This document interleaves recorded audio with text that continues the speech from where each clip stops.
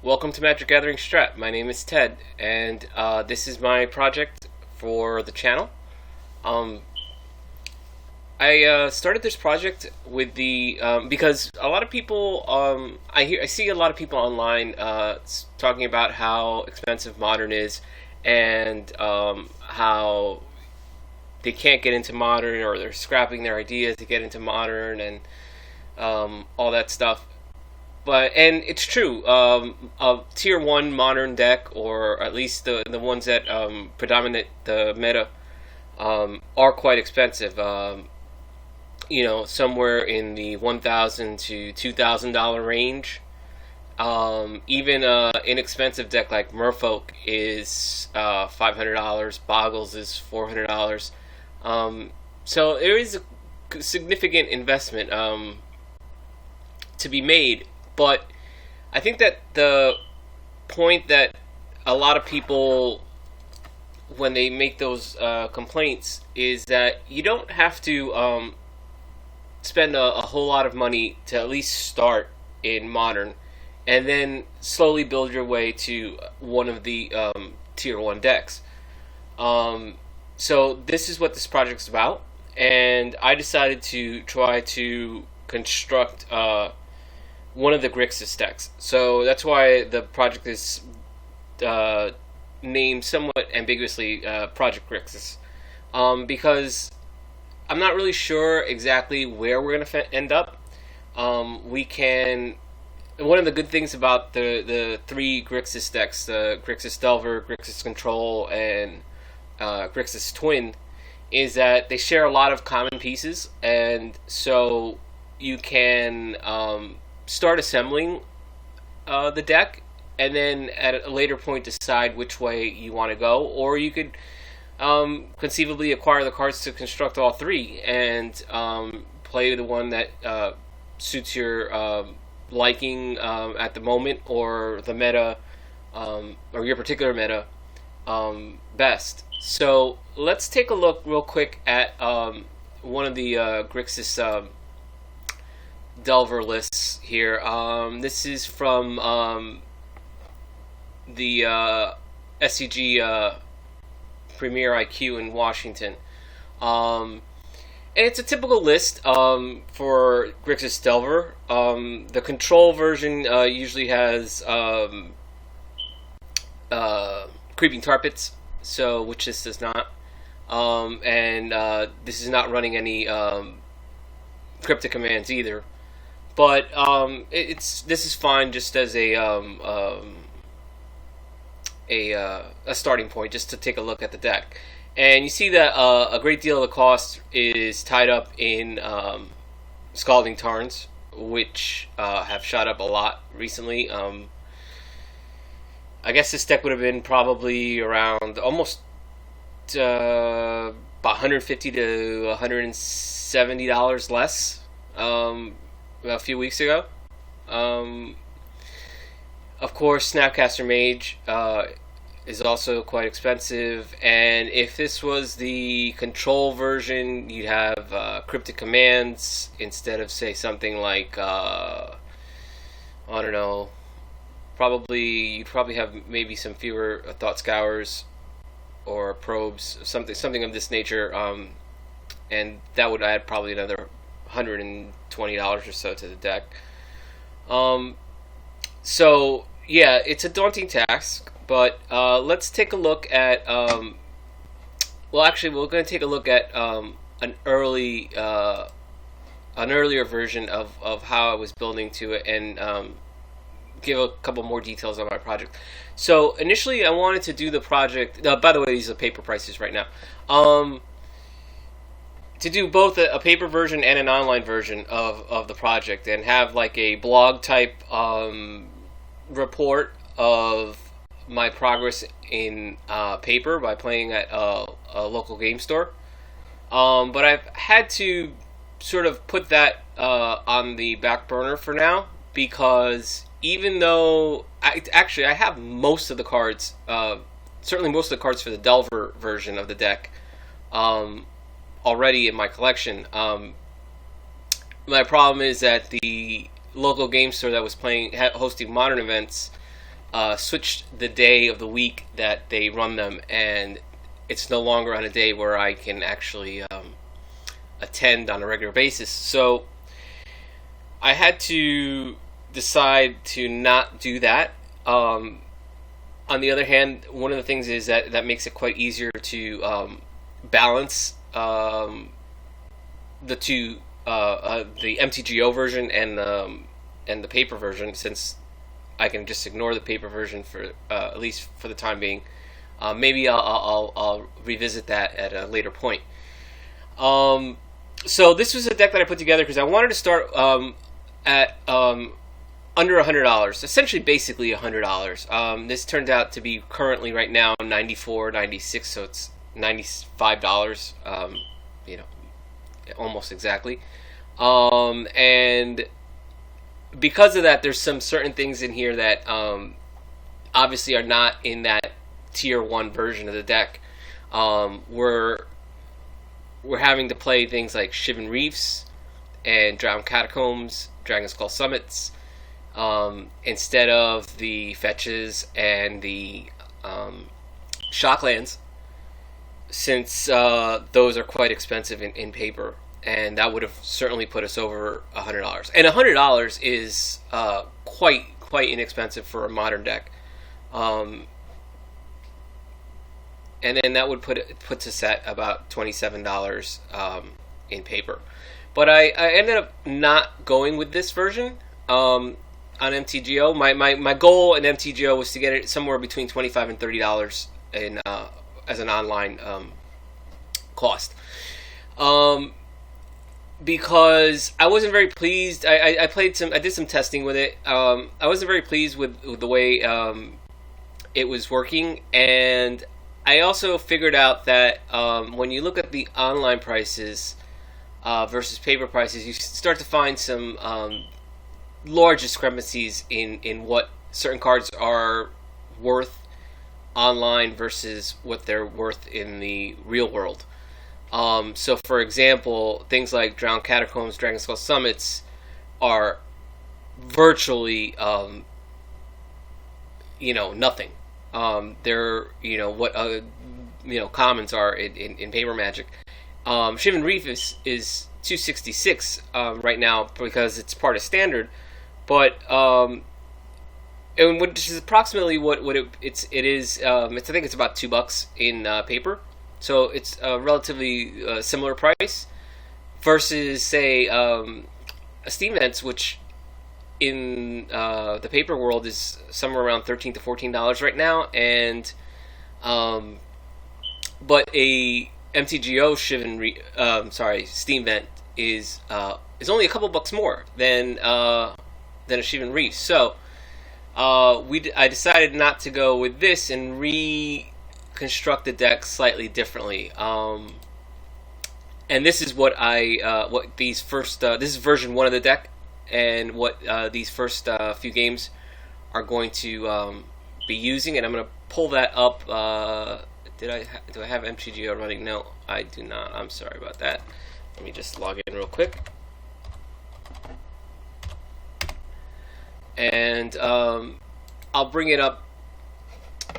I'll bring it up on my collection here. Here we go. But before I do that, let me go back to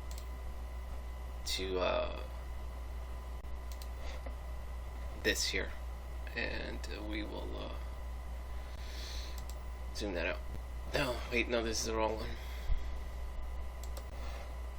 I apologize. I'm doing this extremely early in the morning because I've had to redo this introduction video a couple times.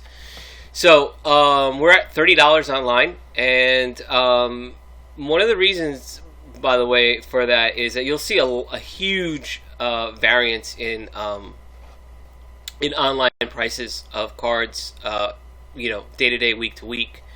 So, for example, if you take Anger of the Gods, when I first put the deck together, Anger of the Gods was somewhere in this area here, right around $1, $1.50, and then it spiked to over $3, $3.30, and now it's back down to $2.50, but still considerably higher as a percentage than it was before. So $25 to $30 online value. That $5 plus or minus easily can change from one day to the next when you take the 75 cards in total. So as you can see, I am still have some vestigials of extremely cheap cards. I wanted to see. I still had the idea of trying to get a paper version pretty cheap, so that's why we have Dismal Backwaters and Swiftwater Cliffs. Even though something like Drowned Catacombs and Dragon Skull Summits are not very, they're virtually the same price as these. I decided to try and go with these, and they worked out well. So as we make changes to the deck, that's going to probably, the mana base is probably going to be one of the early things to change quite a bit. So let's go back to MTGO. Oh, and one last thing, I'm going to upgrade it every week. So after a week there'll be a version 2 and then a version 3 and a version 4 and so on. And every week I'm going to spend about $15, give or take, to upgrade the deck and slowly build it to that tier 1 level. And I really want to ask you guys, the viewers, for input as to how I should spend my money, and what cards to take out, what cards to replace. I don't think it's going to be directly a one-to-one, say replacement of a card, that's not, in a tier 1 deck with a tier 1 card. We might meander our way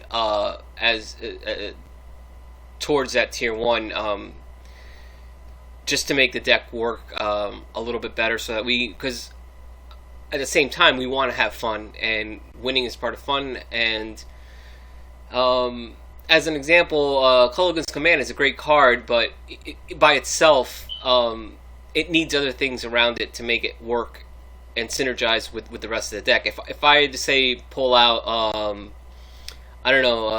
say 2 Electrolyze and replace it with 2 Culligan's Command, it gives me a different look to the deck, but it doesn't necessarily make the deck better, even though Culligan's is probably a better card in a certain sense of the word. So let's go to MTGO and bring up my deck. Let's reduce this a little bit so we can fit everything here and sort this by CMC. Okay, so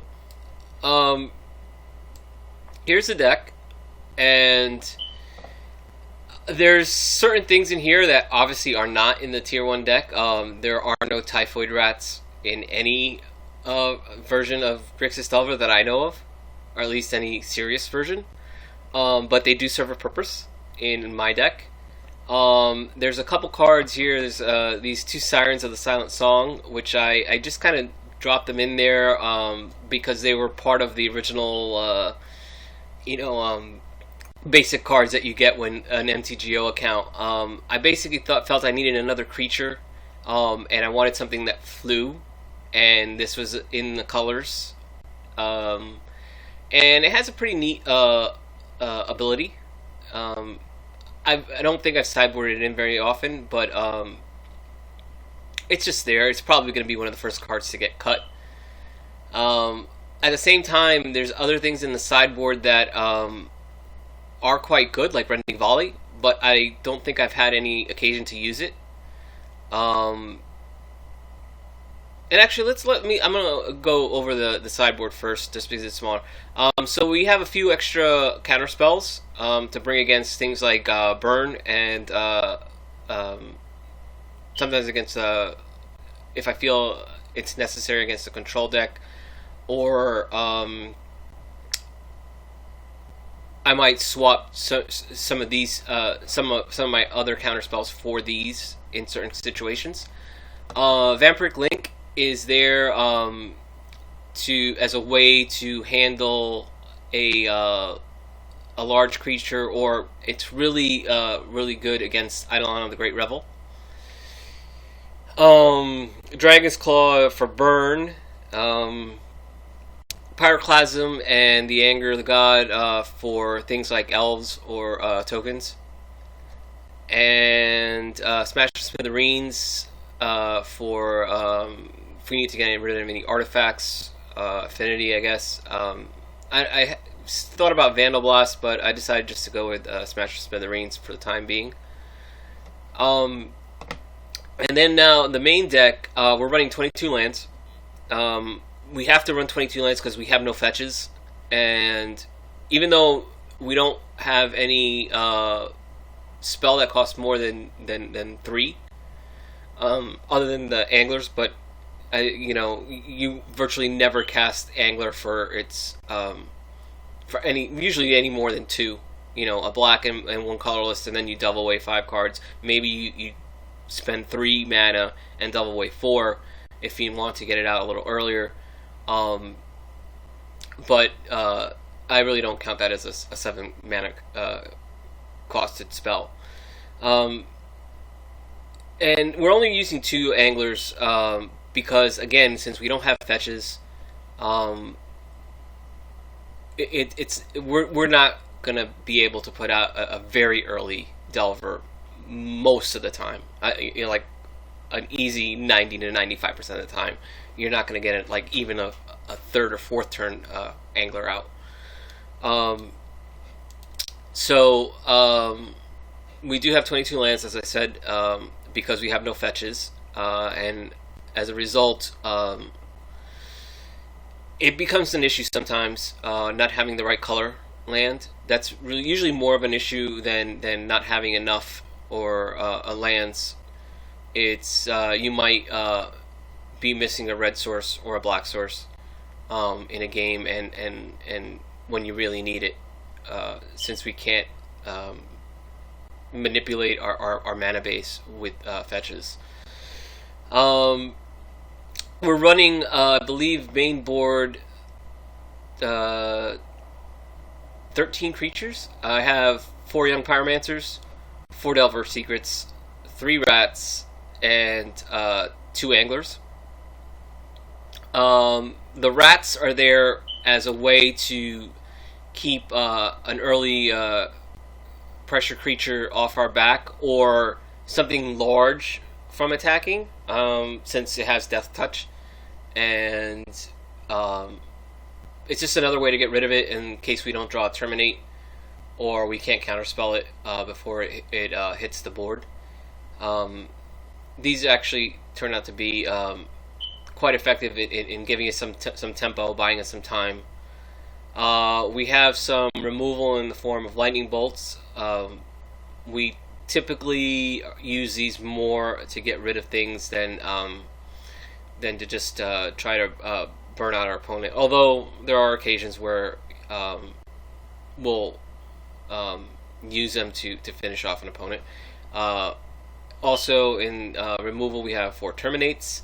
Again, this is another card that we can play online extremely cheap. I think they're about 50 cents or so a piece, whereas they're $4 to $5 in the paper world. If we were making this, that's another reason why the paper version of this deck is over $130, or about $130 is this would represent about $20 worth of value in paper, where it represents around $250 or so on MTGO. And then we have Electrolyze, also to get rid of smaller creatures, and that's also part of our card draw.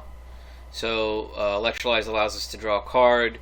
We have a couple probes and a couple Thought Scours as a way to help draw cards into our hand. And then counter spells.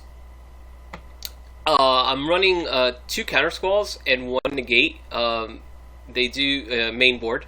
They do the same thing, except the Counter Squall does 2. Opponent loses 2 life. I don't find that I have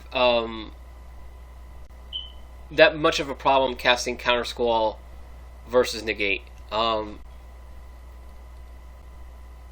course, you know, this requires a black mana specifically, but it doesn't. I don't. It's not very often that you have that issue, and you do the extra 2 points of damage. It helps a lot of times. 2 spell snares, because there's a lot of 2 mana cost spells around. It's kind of like a sweet spot for efficient mana efficiency and power. 2 mana leaks and 2 deprive. And I'm using deprive because I like having a hard counter, which deprive is, and it actually kind of works out alright with our Dismal Backwaters and Sophiar Cliffs. Sometimes just gaining a point or 2 extra from rebounding the gain land, the con gain land, really makes things difficult for our opponent. So I think that's everything in the deck. I don't think there's much more to say about that. So the idea is I'm going to try and play 5 games or so every week, and I'll at least in the beginning I'm going to start by playing a few in the just for fun play area, but I do want to play some more realistic matches. So I'm gonna play at least in the beginning. I'm gonna play at least 2 in the 2-man queue, 2 games in the 2-man queue, or 2 matches in the 2-man queues, so that there's a little bit better level of decks, and people are playing more serious. You know, since now there's something, you know, not the huge amounts of value, but there's something on the line, and that makes a huge difference in the type of decks you play and the seriousness of your opponents. So and hopefully as the deck gets better, then I'll try and squeeze in more of those games. As the deck does better, those games become less of a financial burden for me. So I think that's almost everything I want to cover. The one other thing that I want to say is I haven't played Magic in a very long time. I played way back in the mid 90s, when Magic was relatively new.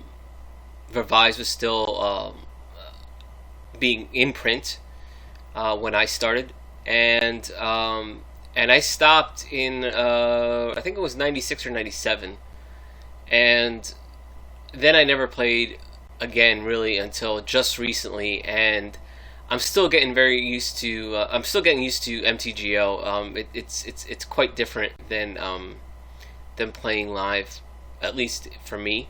So I make a lot of mistakes, and I would greatly appreciate criticism of my play. Just tear into me, be brutal. I think it's the best way, the fastest way to get better.